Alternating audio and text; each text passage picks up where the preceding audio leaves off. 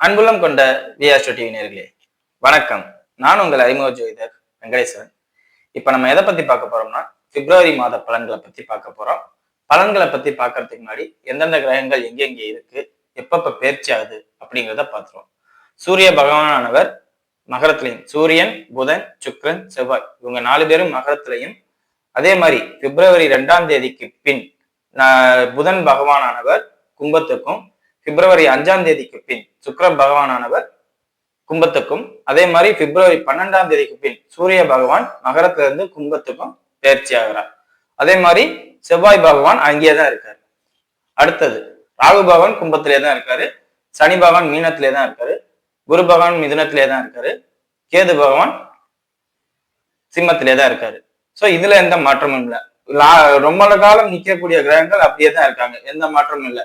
இந்த 4 கிரகங்கள், செவ்வாய் பகவானுமே பிப்ரவரி 23க்கு பின் நம்ம கும்பத்துக்குள்ள வராது.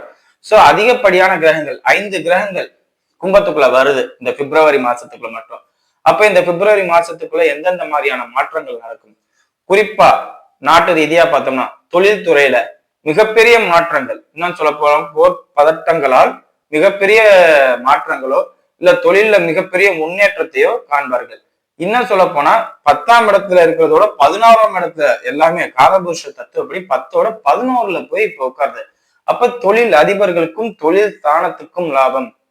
இது எப்படின்னா மக்களுக்கு அதிகப்படியான வரியையோ இல்லாட்டி அதிகப்படியான செலவினங்களையோ கொடுக்கும் அப்படிங்கறதான் சொல்லணும். 11ஆம் இடம் வலுக்குதுனாவே நாட்டுக்கு நல்லது. மக்களுக்கு இப்ப நாட்டுக்கு 1 கோடி ரூபாய் கிடைக்க போகுதுன்னா மக்கள்கிட்ட வரி பணமா போகலாம்ல. சோ இந்த மாதிரி நிறைய கையில இருக்கிற பணம் விரயமாவதுக்கு பொதுவா உலக ரீதியா வர்த்தக ரீதியா இந்த மாதிரி நடக்கிறதுக்கு வாய்ப்பு இருக்கு அப்படிங்கிறத சொல்லலாம். சரிங்களா? சோ இது நாட்டு ரீதியா. இப்ப தனிப்பட்ட ஒவ்வொரு ராசிக்கும் எந்த மாதிரியான மாற்றங்கள் இருக்கு, எந்த மாதிரியான பலன்கள் கிடைக்குது அப்படிங்கிறத பார்ப்போம். மீன ராசி அன்பர்களே, ராசிக்கு 4ஆம் இடத்தில் குரு பகவான் வக்ரம் பெற்றிருக்கிறார். ராசியில சனி பகவான் இருக்கிறார். அதை எப்பவுமே மறக்க கூடாது. பொதுவா எந்த ஒரு பெயர்ச்சி ஆனாலும் எந்த ஒரு கிரக பலனா இருந்தாலும் ராசி அதிபதி அந்த வீட்டு அதிபதி எப்படி இருக்காரு அப்படிங்கறத பொறுத்து தான் எல்லாமே மாறும். இங்க குரு வக்ரமா இருக்கார். அப்ப ராசி அதிபதிக்கு ஏதோ ஒரு பாதிப்பு உண்டு அப்படிங்கறதுல எந்த மாற்றமும் இல்லை. அந்த பாதிப்பை 100% நடக்கும் அப்படிங்கிறத அமைப்புக்கு யார் பண்றாரு? சனி பகவான் பண்றாரு. சோ இந்த அமைப்பு தேவையற்ற மருத்துவ செலவுகள், ஆசைகளை கிளப்பிவிடும், இல்ல தேவையற்ற மருத்துவ செலவுகளை கிளப்பிவிடும். அதிகப்படியான செலவுகள் இருக்கும், அதிகப்படியான செலவுகள் நடக்கும். ஏன் நடக்குது, எதுக்கு நடக்குதுன்னே தெரியாது. 4 வழியா நடக்கும். சகோதரர்களுக்காண்டி செலவு பண்ற மாதிரி வரும், தந்தைக்காண்டி செலவு பண்ற மாதிரி வரும், குடும்பத்துக்காண்டி செலவு பண்ற மாதிரி வரும், வாக்குறுதி கொடுத்தோம் அப்படிங்கிறதுக்காண்டியே பணத்தை எடுத்து கொடுக்குற மாதிரி இருக்கும், இல்ல பொருள் எடுத்து கொடுக்குற மாதிரி இருக்கும். இல்லாட்டி எதுக்கு செலவு பண்றோம்னே தெரியாம சும்மா பார்ட்டி பண்றேன்னு அது கூட ஓகே, பார்ட்டி கூட நம்ம சிரிப்போம். கோர்ட்டு சம்பந்தப்பட்ட அமைப்பு, வழக்கு சம்பந்தப்பட்ட அமைப்புகளால் சிறப்பு, கணவன் மனைவியால் சிறப்பு செலவு, அதே மாதிரி தாயாரால் செலவு, எல்லாமே செலவு செலவு செலவு செலவு, இழப்புகள் அதிகம். ரொம்ப கவனமாவும் நீங்க இருக்கணும். 12ஆம் இடத்துல 5 கிரகங்கள் சேருது.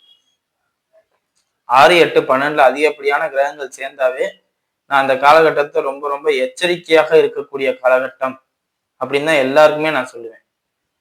12ஆம் இடத்துல சேர்றாது மட்டும் 6, 8, 12 இருந்தா மட்டுமே மிகுந்த கவனத்துடன் இருக்க வேண்டிய காலகட்டம் அப்படிமே. சரி, ஏதாவது ஒரு ப்ராப்ளம் வருதா, இதோட போகட்டும் அப்படின்னு நினைச்சு விட்டுருங்க. ப்ராப்ளமே வந்தாலும் ஓகே, இதோட போச்சா, ஓகே நான் தெளிவாயிட்டேன் அப்படிங்கிற மாதிரி ஒரு மனநிலைக்கு வாங்க. தூக்கம் வராது, நைட்டு பூரா தூக்கம் வராது. நைட்டு பூரா தேவையில்லாம எந்திரிச்சு திருஞ்சலை நடந்துகிட்டு இருக்க மாதிரி உள்ள சூழ்நிலைகள் வரும். வேதனைகள் அதிகமா இருக்கும். சுத்தி இருக்கிறவங்க எல்லாம் நீங்க இதை சொன்னா இதை பண்ணா வேதனைப்படுவீங்க நல்லா தெரியும், தெரிஞ்சே பண்ணுவாங்க, உங்களை வேதப்படுத்தணும்னே படுத்துவாங்க. அது கொஞ்சம் பார்த்துக்கங்க. அதே மாதிரி ராகு 12ல இருக்கார், குருவோட பார்வையோட இருக்கார். அப்ப ஜாயிண்ட் பெயின்ஸ்ல வலி, இந்த தோள்பட்டை முழங்கால் இதுல ஜாயிண்ட் பெயின்ஸ் வர்றது, மலக்குடல்கள்ல பாதிப்பு ஏற்படுறது, அந்த மோஷன் ட்ராக்ல லைன்லாம் ஃபுல்லா ஏதாவது வெந்து போறது, இந்த மாதிரி அதாவது உங்களால வெளியே மோஷன் வெளியே போகாது, நார்மலா இருக்காது, அந்த மாதிரி உள்ள சூழ்நிலைகள்லாம் நடக்கும். ஸோ ரொம்ப ரொம்ப கவனமா இருங்க. சாப்பாடு உணவுகளை கரெக்டா சாப்பிடுங்க, டயத்துக்கு சாப்பிடுங்க. நேரம் கெட்ட நேரத்துல சாப்பிட்றது கூட ஒரு சில சமயம் வியாதியா மாறும். ஸோ கவனமா இருங்க. சரிங்களா? இந்த நேரத்துல நீங்க எது பண்ணாலுமே சிக்கல்ல போய் முடியும். குழந்தைகளாக இருக்கும் பட்சத்தில், மாணவர்களாக இருக்கும் பட்சத்தில் ஸ்டாஃப்ஸ்கிட்ட செம்ம அடி வாங்குவீங்க மீனராசிக்காரர்கள். எதுக்கு அடி வாங்குறோம்னே தெரியாம வாங்குவீங்க. யார் யாரோ பண்ற தப்புக்கு நீங்க மாட்டிக்குவீங்க. அதே மாதிரி வழக்கு சம்பந்தப்பட்ட அமைப்புகள், கோர்ட்டு சம்பந்தப்பட்ட அமைப்புகள், போலீஸ் ஸ்டேஷனுக்கு போற அமைப்புகள்லாம் குறைச்சுக்குங்க. எவனோ பண்ண தப்புக்கு நீங்க மாட்டிக்குவீங்க. முடிஞ்ச அளவுக்கு நண்பர்களோட பழக்க வழக்கத்தை இந்த பிப்ரவரி ஃபுல்லா குறைச்சுக்கங்க. குறைச்சுக்கிட்டீங்கன்னா உங்களுக்கு எந்த பாதிப்பும் புதுசா வராது. இல்ல நான் என் ஃப்ரெண்ட்ஸோட சுத்தேன், அவன் இல்லாம நான் இல்ல, நான் இல்லாம அவன் இல்ல அப்படின்லாம் சுத்துனீங்கன்னு வச்சுங்க, தப்ப அவன் பண்ணுவேன், தண்டனையை நீங்க அனுபவிப்பீங்க. சோ அதுல ரொம்ப ரொம்ப கவனத்துடனும் எச்சரிக்கையுடனும் இருங்க. பிறருக்காக போய் நின்று நீங்க மாட்டிக்காதீங்க அப்படிங்கிறத சொல்லுவேன் மீனராசி அன்பர்களுக்கு. சரிங்களா?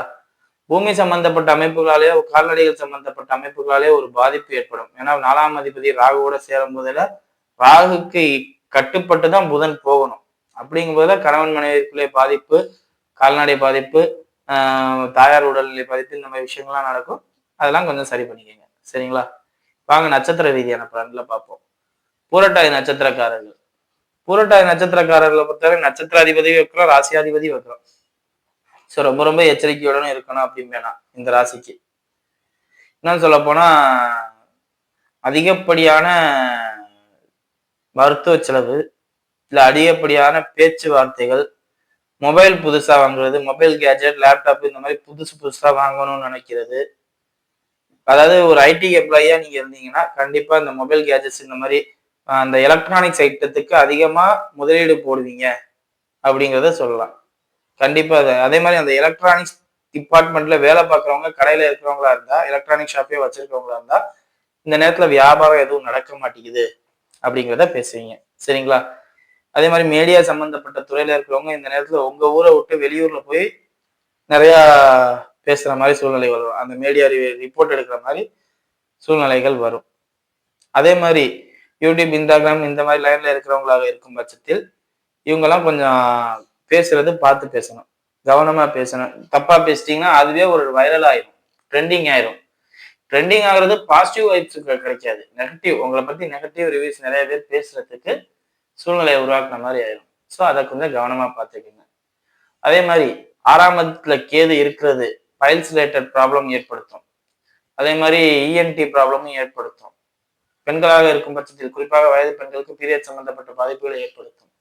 8ஆம் இடத்துல பாதிப்பை ஏற்படுத்தும் குறிப்பா. ஏன்னா 6ஆம் இடத்துல இருக்கிற கேது 8ஆம் இடத்தை தொடர்பு கொள்றாரு உஷ்ணத்தால்.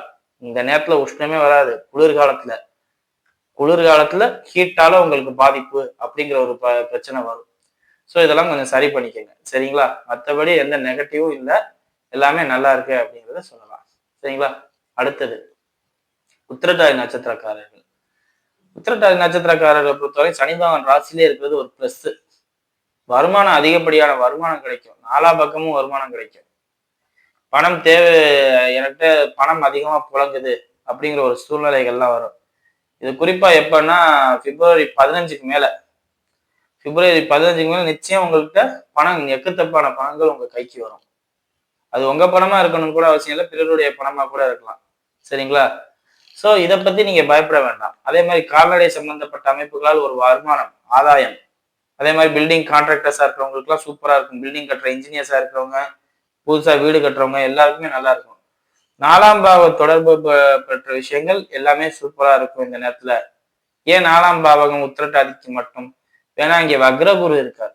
நார்மலான குரு இருந்தா பாதிப்பு, வக்ர குருங்கும் போதுல பாதிப்பே இல்லை, எல்லாமே சூப்பரா இருக்கு அப்படிங்கிறத சொல்லலாம். அதுவும் இல்லாம மாசி மாசத்துக்கு அப்புறம் வக்ர குரு நிவர்த்தியும் அடைகிறார்.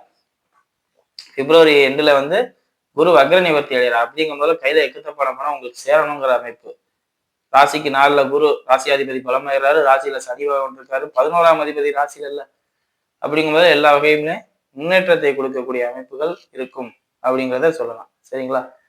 அதே மாதிரி தேவையற்ற வீண் வாதங்கள், வீண் பேச்சுக்கள், உங்களால் பேசப்பட்ட வதந்திகள் இதெல்லாம் வெளியில வரும். ஸோ முடிஞ்ச அளவுக்கு வாயை குறைச்சிக்கோங்க. தேவையில்லாதெல்லாம் பேசாதீங்க. தேவையில்லாத பேசி தேவையில்லாததான் சிந்தனை பண்ணி உங்க உடம்பை கெடுத்துக்காதீங்க. சரிங்களா? உங்களுக்கு எந்த பாதிப்புமே பெரிய லெவல்ல இல்லை, எல்லாமே நல்லா இருக்குன்னே சொல்லலாம். உங்களுக்கு பாதிப்புன்னு பார்த்தாவே உடல்நல பாதிப்பு எதுவும் ஏற்படாம இருந்தா போதும். அது வந்து சனியால இல்லை, குரு ராசியாதிபதி குரு வக்ரம் பெற்றிருப்பதனால் உடல் நல பாதிப்பு இல்லாட்டி மனநல பாதிப்பு, இது ரெண்டுல ஏதோ ஒண்ணு வரும். அதை மட்டும் சரி பண்ணிக்கங்க. சரிங்களா? அடுத்தது ரேவதி நட்சத்திரக்காரர்கள். போற பக்கம்லாம் அடி விழுகும், திரும்புற பக்கம்லாம் அடி விழுகும். தாயாரால அடி விழுகும், தாயாரால விழுகாது, தந்தையாரால அடி விழுகும், தந்தை வழி உறவினர்களால் அடி விழுகும், கோர்ட்டு கேஸ் சம்பந்தப்பட்ட விஷயங்களால அடி விழுகும், போலீஸாலையும் அடி விழுகும், அதே மாதிரி திருடனாலையும் அடி விழுகும், உடன் பிறந்த சகோதரிகளாலையும் அடி விழுகும். முடிஞ்ச அளவுக்கு எல்லாராலையும் அடி விழுகும். ஏன் அடி மேல அடி விழுகும்? 12ல இத்தனை கிரகங்கள் சேருது, ராகுவோட புதன் சேருது. அப்ப பண்ணாத தப்புக்கு பண்ணேன் அப்படிங்கிற அடி விழுகணுமா இல்லையா? அந்த மாதிரி அமைப்பு. யாருக்கும் யோசனை நீங்க தயவு செஞ்சு கொடுக்காதீங்க. புதன் ராகு சேரும் போதுல யோசனை கொடுக்குறேங்கிற பேர்ல, பேசுறேங்கிற பேர்ல நிறைய பிரச்சனைகளை தேடி போவீங்க. பேசாதீங்க. பேசுறதுனாலே பல பிரச்சனை. புதன்னா என்ன? பேசுறது. அப்ப பேசினாதான் ராகு வேலை செய்யும். ராகு வேலை செஞ்சா ஆட்டோமேட்டிக்கா அடி விழுகும். புதன் செவ்வாய் சேர்க்கை இருக்கலாங்க, புதன் சனி சேர்க்கை கூட இருக்கலாங்க, புதன் கேது சேர்க்கை கூட இருக்கலாங்க. இதெல்லாம் கஷ்டத்தை கொடுத்தாலும் அடி வாங்க வச்சுட்டு போயிடாது. புதன் ராகு சேர்க்கை மட்டும் நிச்சயம் அடி வாங்க வைக்கும் எங்கேயாவது. ஸோ அந்த ஒரு விஷயத்துல மட்டும் ரொம்ப ரொம்ப எச்சரிக்கையாகவும் கவனமாகவும் இருங்க. எல்லாரையும் இந்த நேரத்துல எதிர்த்துக்குவீங்க, தேவையில்லாத மன உளைச்சலுக்கு ஆளாவீங்க, தேவையில்லாத கஷ்டத்துக்கு ஆளாவீங்க. முடிஞ்ச அளவுக்கு அமைதியா போக பழகிக்கங்க. தேவையில்லாம யாரையும் எதிர்த்து நிக்காதீங்க, எதிர்வாதம் பேசாதீங்க.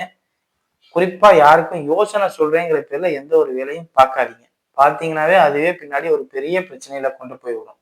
ஏன்னா 9ஆம் அதிபதி செவ்வாய் ராகுவோட இணைகிறார். உங்களுக்கும் செவ்வாய்க்கும் ஆகாது. புதனுக்கும், ரேவதிங்கிறது புதனோட நட்சத்திரம், புதனுக்கும் செவ்வாய்க்கும் ஆகாது. புதன் ராகுவோட சேர்றது. இந்த அமைப்பு பேசுறதுனாலயோ, யோசனை கொடுக்கறதுனாலயோ, இல்ல பிறருடைய யோசனையை நீங்க கேட்கறதுனாலயோ பிரச்சனைகள் வரும். அதை மட்டும் கொஞ்சம் கவனமா பார்த்துக்கிறது ரொம்ப ரொம்ப நல்லது. சரிங்களா? மற்றபடி எந்த பாதிப்பும் இல்லை அப்படிங்கிறத சொல்லலாம். வீடியோ இப்போதான் ஃபர்ஸ்ட் டைம் பார்க்குறதா லைக்ஸ் பண்ணுங்க, ஷேர் பண்ணுங்க, கமெண்ட் பண்ணுங்க. சேனலை மறக்காம சப்ஸ்கிரைப் பண்ணுங்க. வேற எதுவும் ஜோதிட ஆலோசனைக்கு கீழே உள்ள நம்பருக்கு கால் பண்ணுங்க.